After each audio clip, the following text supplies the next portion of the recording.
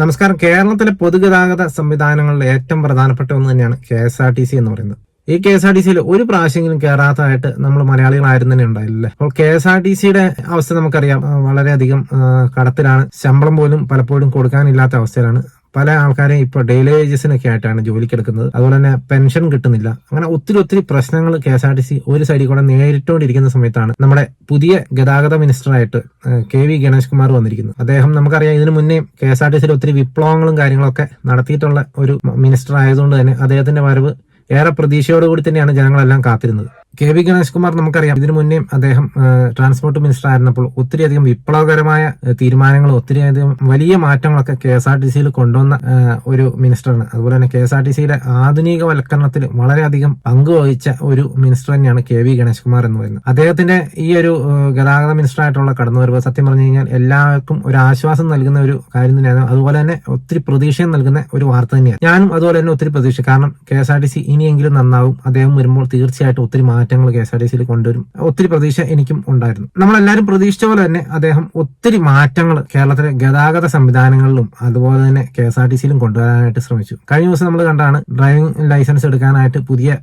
ചട്ടങ്ങളും കാര്യങ്ങളൊക്കെ വന്നു. അതിനെതിരെ വലിയ പ്രതിഷേധവും കാര്യങ്ങളൊക്കെ ഡ്രൈവിംഗ് സ്കൂളിന്റെ നേതൃത്വത്തിലൊക്കെ നടക്കുന്നത് നമ്മൾ കണ്ടാണ്. അതൊക്കെ തീർച്ചയായിട്ടും അനാവശ്യമായിട്ടുള്ള ഒരു കാര്യമായിരുന്നു എന്നുള്ള കാര്യത്തിൽ ഒരു സംശയമുണ്ട്. കേരളത്തിലെ ജനങ്ങളെല്ലാം ഇതെല്ലാം കണ്ടുകൊണ്ടിരിക്കുന്നതാണ്. ഡ്രൈവിംഗ് സ്കൂൾ നമുക്കറിയാം, അവർ പൈസ മേടിച്ചിട്ട് കാര്യമായിട്ടൊന്നും സ്റ്റുഡൻസിനെ പഠിപ്പിക്കുന്നില്ല. ആ പണ്ട് മുതൽ ഫോളോ ചെയ്തുകൊണ്ട് വരുന്ന ഒരു രീതി മാത്രം പഠിപ്പിച്ചങ്ങ് വിടുകയാണ്. മാത്രമല്ല RTO മാർക്കോ അല്ലെങ്കിൽ MVD മാർക്കോ ഒക്കെ ഇവരുമായിട്ട് നല്ല കണക്ഷൻസും ഉണ്ടാവും. അതുകൊണ്ട് തന്നെ ഡ്രൈവിംഗ് ടെസ്റ്റ് എടുക്കാൻ ചെല്ലുമ്പോൾ ഓരോ ഡ്രൈവിംഗ് സ്കൂളിന്റെ ആൾക്കാരാണെന്ന് പറഞ്ഞിട്ട് തന്നെയാണ് പലരും ഡ്രൈവിംഗ് ടെസ്റ്റിന് കയറുന്നത്. അപ്പൊ അവർക്ക് പ്രത്യേക കൺസെഷനും കാര്യങ്ങളും പലർക്കും കിട്ടാറുണ്ട്. അതുകൊണ്ട് തന്നെ ചെറിയ പ്രശ്നങ്ങളൊക്കെ മോട്ടോർ വെഹിക്കിൾ ഇൻസ്പെക്ടർമാരൊക്കെ കണ്ണടച്ച് വിടാറായിരുന്നു പതിവ്. അപ്പോൾ അത്തരം പരിപാടികളൊന്നും ഈ പുതിയ സിസ്റ്റത്തിൽ നടക്കില്ല എന്നുള്ളതുകൊണ്ട് തന്നെയാണ് ഡ്രൈവിംഗ് സ്കൂളുകാരൊക്കെ വലിയ പ്രതിഷേധവും കാര്യങ്ങളൊക്കെ തുടങ്ങിയത്. കാരണം ഡ്രൈവിംഗ് ടെസ്റ്റ് പണ്ടത്തെ പോലെ അത്ര ഈസി അല്ല. കൃത്യമായിട്ട് ഡ്രൈവിംഗ് പഠിച്ച് വളരെ പ്രൊഫഷണൽ ആയിട്ട് പഠിച്ച ആൾക്കാർക്ക് മാത്രമേ ആ ഡ്രൈവിംഗ് ടെസ്റ്റ് പാസ്സാകാനായിട്ട് പറ്റുള്ളൂ. അതിനുശേഷം നടത്തിയ ഒരു ഡ്രൈവിംഗ് ടെസ്റ്റിൽ 98 പേര് പങ്കെടുത്തതിൽ വെറും 16 പേരാ പാസ്സായെന്ന് പറഞ്ഞിട്ട്. അപ്പൊ അത്രത്തോളം ടഫാണ്. ദുബായ് ലൈസൻസ് ഒക്കെ നമുക്കറിയാം, ലോക നിലവാരമുള്ള ഒരു ലൈസൻസ് ആണ്. ആ ലൈസൻസിന് ആ ഒരു നിലവാരം വരാനായിട്ടുള്ള ഒരേ ഒരു കാരണം അത് നടത്തുന്ന അല്ലെങ്കിൽ ആ ഒരു ഡ്രൈവിംഗ് ടെസ്റ്റ് നടത്തുന്ന രീതിയിലെ കൊണ്ടും അതുപോലെ തന്നെ അത്ര കൃത്യമായിട്ടുള്ള വളരെ ചിട്ടയോട് കൂടിയിട്ടുള്ള വളരെ ടഫായിട്ടുള്ള ഒരു ടെസ്റ്റ് കഴിഞ്ഞാൽ മാത്രമേ ആ ഒരു ഡ്രൈവിംഗ് ലൈസൻസ് കിട്ടുള്ളൂ. പലരും 8ഉം 10ഉം പ്രാവശ്യമൊക്കെ എഴുതിയിട്ടാണ് ആ ഒരു ഡ്രൈവിംഗ് ലൈസൻസ് കിട്ടുന്നത്. അത്തരത്തിൽ വളരെ സ്റ്റാൻഡേർഡ് ഉള്ള ഒരു ഡ്രൈവിംഗ് ലൈസൻസ് ആക്കി മാറ്റാനായിട്ടാണ് KV ഗണേഷ് കുമാർ കേരളത്തിലെ ഡ്രൈവിംഗ് ചട്ടങ്ങളൊക്കെ മാറ്റാനായിട്ട് അദ്ദേഹം തീരുമാനിച്ചതും. എന്നാൽ നമ്മുടെ ഇവിടുത്തെ ഡ്രൈവിംഗ് സ്കൂളുകാർ അതിനൊന്നും സഹകരിക്കാത്ത ഒരു നിലപാടാണ് അവരെല്ലാം സ്വീകരിച്ചത്. ഏതായാലും മാറി വരും, കാരണം അവർക്കും വേറെ നിവൃത്തിയില്ലാതെ വരുമ്പോൾ സ്വാഭാവികമായിട്ടും അവരും അതിനോട് യോജിക്കേണ്ടി വരും. കാരണം അത്തരത്തിൽ ജനങ്ങൾക്ക് ഉപകാരപ്പെടുന്ന ഒരു കാര്യം ഇവരെല്ലാവരും കൂട്ടത്തോടെ എതിർക്കുന്നത് ഒട്ടും ശരിയായിട്ടുള്ള ഒരു കാര്യമല്ല. ഏതായാലും അതിനൊരു മാറ്റം വരുമെന്ന് നമുക്ക് പ്രതീക്ഷിക്കാം. അതുപോലെ തന്നെ നമ്മൾ ഒത്തിരി പ്രതീക്ഷ വെച്ചിരുന്ന ഒരു കാര്യമാണ് KSRTCയിൽ അദ്ദേഹം കൊണ്ടുവരുന്ന മാറ്റം അല്ലെങ്കിൽ അദ്ദേഹം കൊണ്ടുവരാൻ സാധ്യതയുള്ള മാറ്റങ്ങളെ കുറിച്ചൊക്കെ. ഒത്തിരി മാറ്റങ്ങൾ അദ്ദേഹം KSRTCയിൽ കൊണ്ടുവന്നു. ആ മാറ്റങ്ങളൊക്കെ നമ്മൾ ഈ അടുത്തൊക്കെ നമ്മൾ വാർത്തകളിലൂടെ ഒക്കെ കണ്ടതാണ്. അതിൽ പ്രധാനപ്പെട്ട കാര്യങ്ങളാണ് പുതിയ ബസ്സുകൾ ഇറക്കുന്നു, പുതിയ മോഡൽ ബസ്സുകൾ, അതായത് ചെറിയ റേറ്റിൽ AC ബസ്സുകൾ ഇറക്കുന്ന പരിപാടികളൊക്കെ അദ്ദേഹം ഇപ്പൊ പ്ലാൻ ചെയ്തിട്ടുണ്ട്. അതൊക്കെ നമ്മൾ TV കൂടെ ന്യൂസിൽ കൂടെ ഒക്കെ കണ്ടതാണ്. അപ്പൊ അതുമായിട്ട് ബന്ധപ്പെട്ട ഒരു വിഷയം കൂടിയാണ് ഞാനിവിടെ ചർച്ച ചെയ്യാനായിട്ട് പോകുന്നത്. അതായത് KSRTC സ്വിഫ്റ്റിന്റെ കാര്യം. ഈ ഒരു ബസ് നമുക്കറിയാം അധികം കാലമൊന്നും ആയില്ല നിരത്തുകളിൽ ഓടാനായിട്ട് തുടങ്ങിയിട്ട്. നമ്മുടെ പഴയ സൂപ്പർ ഫാസ്റ്റും മറ്റ് സൂപ്പർ ഡീലക്സുകളും മറ്റ് ബസ്സുകളെല്ലാം മാറ്റി ഇപ്പോൾ സ്വിഫ്റ്റ് എന്ന് പറയുന്ന ഒരു ഇതിന്റെ കീഴിൽ ആക്കിയിരിക്കുകയാണ്. അതുകൊണ്ട് ബസ്സുകൾ ഇപ്പോൾ റോട്ടിൽ കൂടെ ഒത്തിരി അധികം നമുക്ക് കാണാനുമുണ്ട്. ഇത്തരത്തിൽ റോഡ് മുഴുവൻ നിറഞ്ഞ് ഓടുന്ന ബസ്സുകൾ തന്നെയാണ് KSRTC സ്വിഫ്റ്റ്. കഴിഞ്ഞ ദിവസം തൃശ്ശൂർ ഞാൻ പോയപ്പോൾ ഞാൻ കണ്ട ഒരു കാഴ്ചയാണ് ഇപ്പൊ നിങ്ങൾ ഈ കണ്ടുകൊണ്ടിരിക്കുന്നത്. ഒരു KSRTC സ്വിഫ്റ്റ് ഒരു ഡിവൈഡർ കീഴിൽ ഇടിച്ച് തകർന്നു കിടക്കുകയാണ്.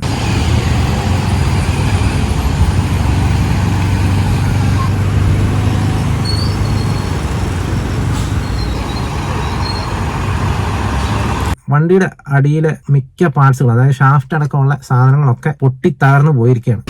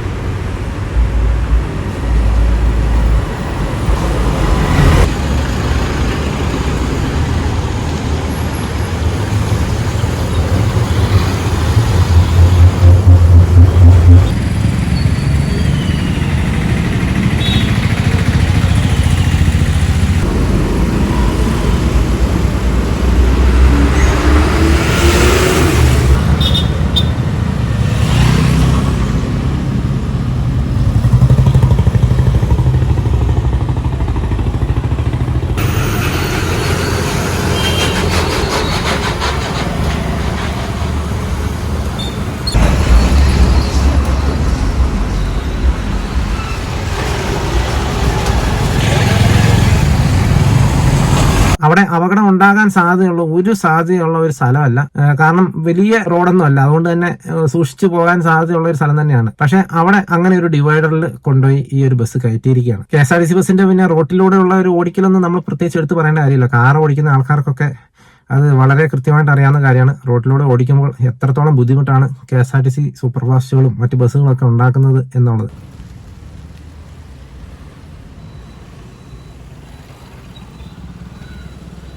മിക്കവാറും സമയം റോങ് സൈഡിൽ കൂടെ മാത്രം ഓടിക്കുന്ന ഒരു ബസ്സായിട്ട് മാറിയിരിക്കുകയാണ് KSRTC ഒക്കെ.